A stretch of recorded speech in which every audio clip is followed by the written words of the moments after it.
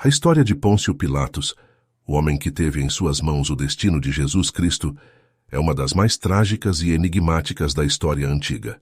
Governador da Judéia, Pilatos ficou marcado por sua decisão de permitir a crucificação de Jesus, um ato que para muitos simboliza a maior injustiça já cometida.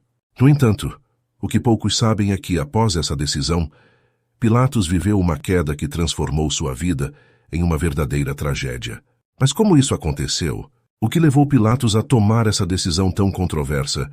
E qual foi o preço que ele pagou por ela?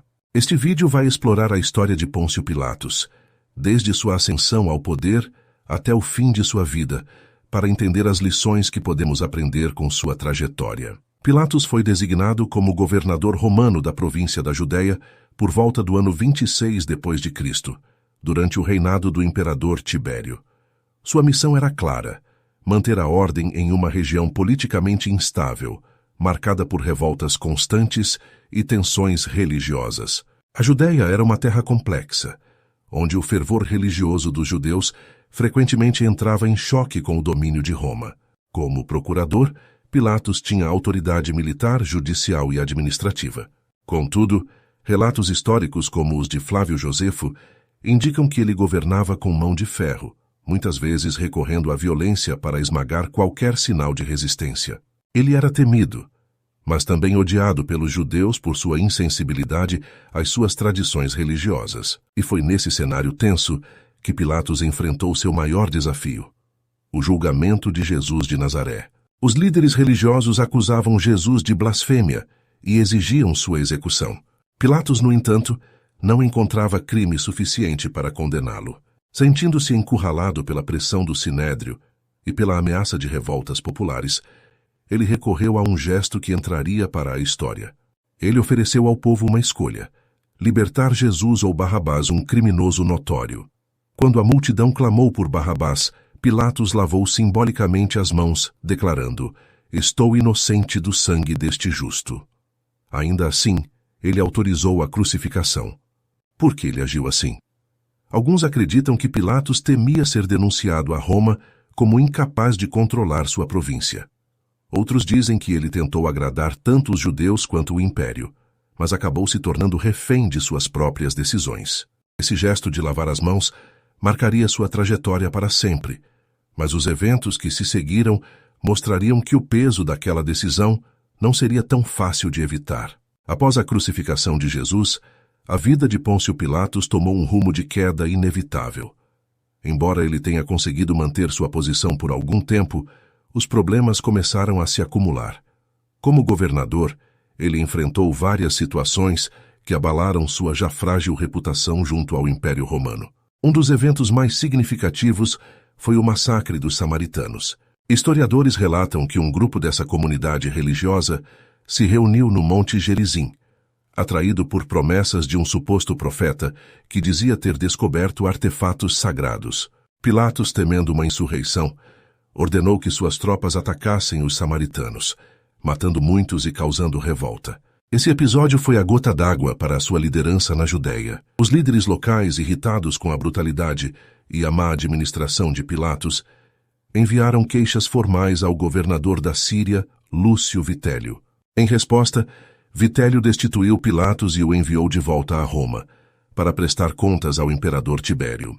No entanto, quando Pilatos chegou a Roma, encontrou uma nova reviravolta.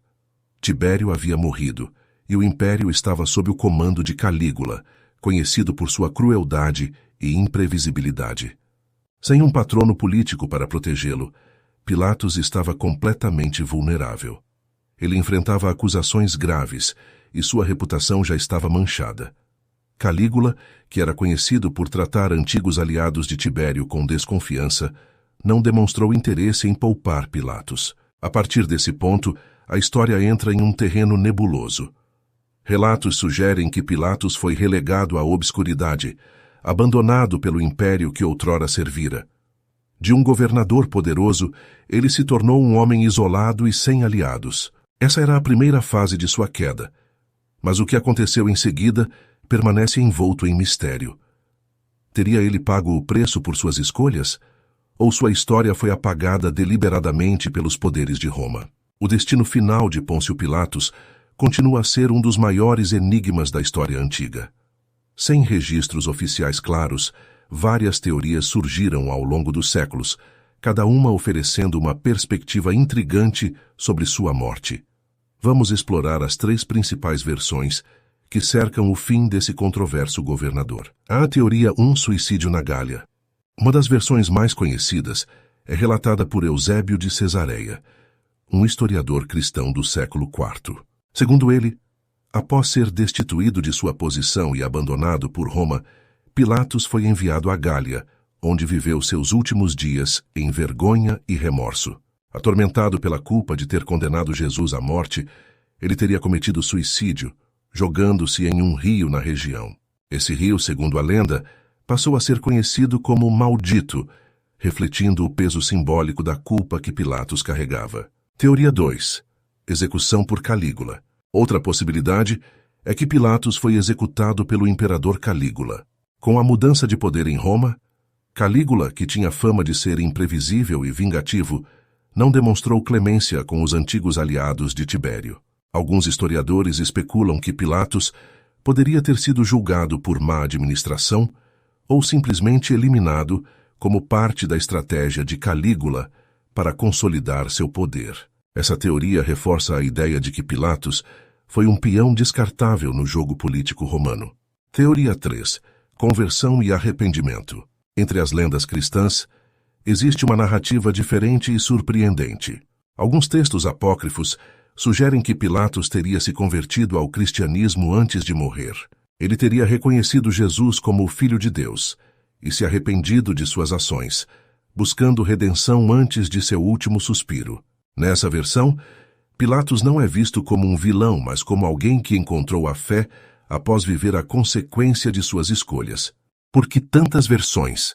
A falta de documentos oficiais da época e o peso simbólico de Pilatos na história cristã contribuíram para o surgimento de versões tão variadas. Ele é lembrado como o homem que teve a chance de salvar Jesus, mas escolheu se omitir. Para alguns, sua morte trágica é vista como uma punição divina. Para outros, como um exemplo de como a culpa pode destruir um homem. Essas teorias nos levam a refletir sobre o impacto de nossas escolhas e como elas podem ressoar além do nosso tempo. Seja qual for a verdadeira causa da morte de Pôncio Pilatos, uma coisa é certa: seu nome está gravado na história como um símbolo de conflito moral e consequências eternas. A história de Pôncio Pilatos, com todos os seus elementos dramáticos e trágicos, oferece lições poderosas sobre responsabilidade, escolhas difíceis e as consequências que elas carregam. Mesmo que ele tenha sido um homem que viveu há mais de 2000 anos, seus erros ainda reverberam até hoje, ensinando-nos sobre a fragilidade humana.